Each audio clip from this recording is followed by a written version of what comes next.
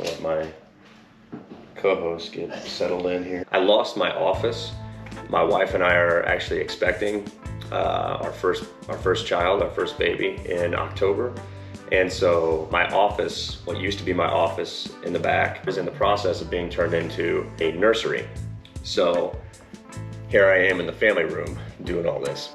In this video, I just wanted to talk a little bit about shed season, a few of the sheds we found, and basically just the history with those particular deer, the storylines we've got going on a couple of these bucks, and of course, the buck I took this past season. If you haven't watched those videos, you can go back and see the entire hunt for this one particular brood of a buck, we'll say, a deer I call Brutus.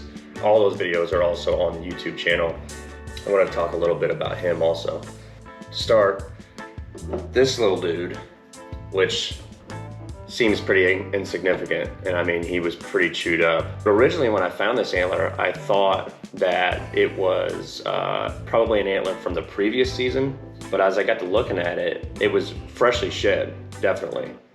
And I got to looking at the brow tine and the configuration of the brow tine, or what part of the brow tine is actually left, and I came to the conclusion that this is actually a nice 2-year-old that we saw a ton. He was a 2-year-old 9-point, and I've got a ton of footage of him from last year. We saw him a lot, and actually at the beginning of November, we noticed that he had been shot. He had an arrow, like you could actually see the broadhead tip sticking out of his, I believe it was his left shoulder. We weren't sure if that deer was gonna make it through the winter or what. We saw that buck all through the rut, late season. He didn't even have a limp to him. I mean, he did not look like that arrow was affecting him at all, really. And so anyway, it was good to find his shed.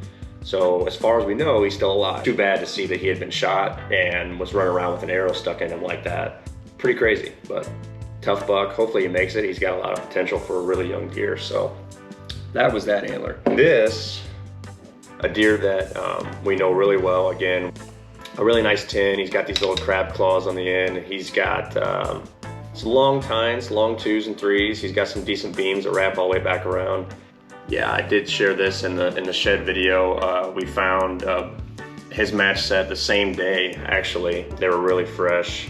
We've stacked up the history with this buck. He's a little light on some mass, but hopefully within this next year or maybe 2 or whatever, whenever we decide this deer is at the age that we will begin to target him, hopefully he can pack on some mass and a little bit more maybe brow tine length. But yeah, really cool buck. This was one of the main deer we really wanted to find. Really, all these deer that we were looking for this season, being that we only had the one property, they're all future targets. They're all up and comers, as we say.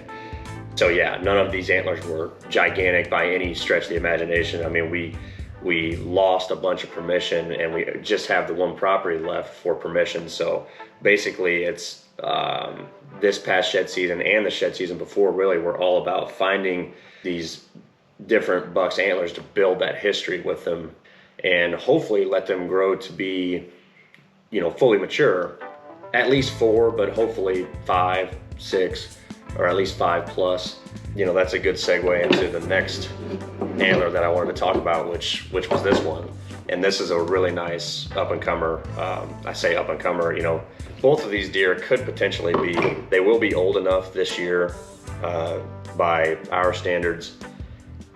They could potentially, either one could potentially be a target this year, or, you know, it just depends on a lot of different things, different permission properties that we may or may not get, you know, what other deer are around, or maybe what other buck may come back or move into that area, consider that his home core.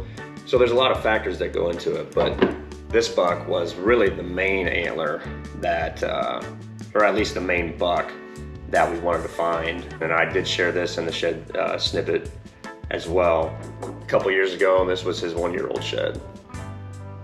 And these were his sheds last year. We ended up finding both of them, match set.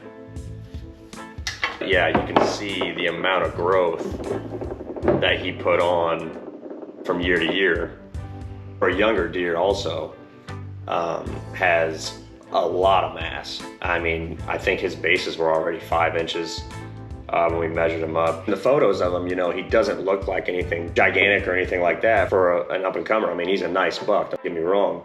What it tells me is that he's got a really big body, because I did not expect this antler to be this stout. We never did find his other side. It was interesting to see. This buck was there all summer until Brutus moved in, and then October and November, we did not have a single picture of this buck until after I was able to take Brutus at the end of November. Right after that, this deer shows back up, and he's been there ever since. We've had trail camera photos of him. We had him throughout the late winter, and then throughout shed season. We had him December, January, February, March. I actually saw him with both antlers on, still holding, on like March 6th. It was interesting to see how he was gone while Brutus was there, but as soon as Brutus was taken out, he was right back. The last antler I'm gonna share, not the biggest, but the most significant to me, and I don't even know this deer. Yeah, I couldn't tell you anything about this deer. This was on a total different property, but the reason why this is my favorite find of this past season and the most significant to me is because it was my wife and I's first shed that we ever found together. It's a decent antler. I mean, he's got good mass, good tine length, kind of short beams, but she's fantastic about supporting me with all my crazy whitetail stuff and just hunting stuff in general. And she's gone and shed hunted with me before, and the few times that she has gone with me, we've never found anything. So this was really cool for me. Our first shed as a family, and our first shed that her and I ever found together. That's really special to me. That's pretty cool. This is the buck that I hunted all season long last season. He was the only buck that I was hunting, the only buck I was after. We had a bunch of history built up with this deer. My brother and I both encountered this deer a lot. I took a lot of photographs of him over the years. We started getting photos of him, I want to say it was 2019. Physically, he kind of looked like a 3-year-old. You really can't tell, in my opinion, just by looking on the hoof. I mean, you can make a pretty good guess, but there's just really no true way of knowing without sending the teeth in. But this buck, we thought he could be 3, possibility he was 2.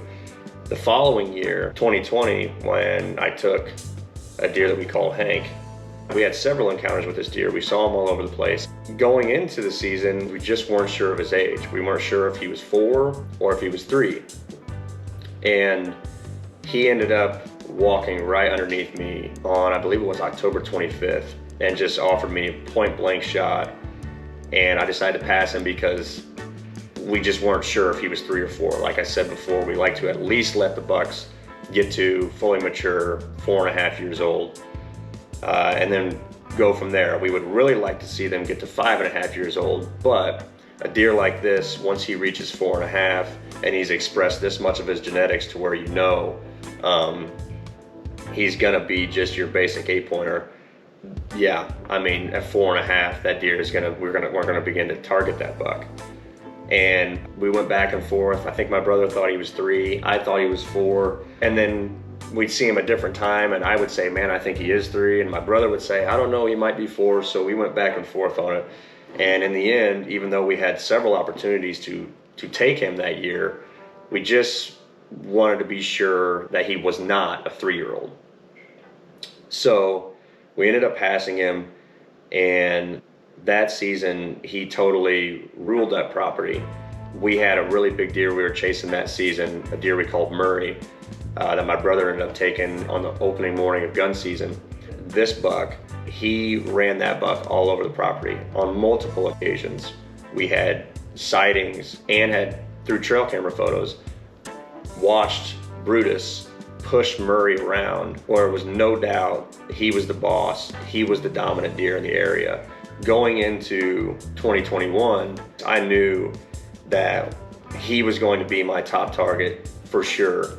And no matter what's on his head, how much he scores, we don't care about that. We just would like to hunt and like to target fully mature bucks. And I knew for sure going into last season, I thought that he was going to be a 5-year-old. We started to get trail camera photos and videos of him. I knew that he was back, he was there, and he was going to be the buck that I was going to target. The rest is history. I ended up wanting to send this buck's teeth in. This is actually the first buck I've ever done that with, and I sent him to deerage.com. I wanted to get the most accurate reading on his age that you can possibly get. It came back that he was a 5.5-year-old last year, which is right where I thought he was. That's gonna wrap it up for this video. Just wanted to touch a little bit on some sheds and building history. Got a lot of work to do. Looking forward to hopefully getting a few more pieces of permission this season. Really looking forward to seeing what some of these up and coming bucks are gonna look like, what they're gonna turn into, who we're gonna have to chase around this fall. But first, I'm gonna be a dad.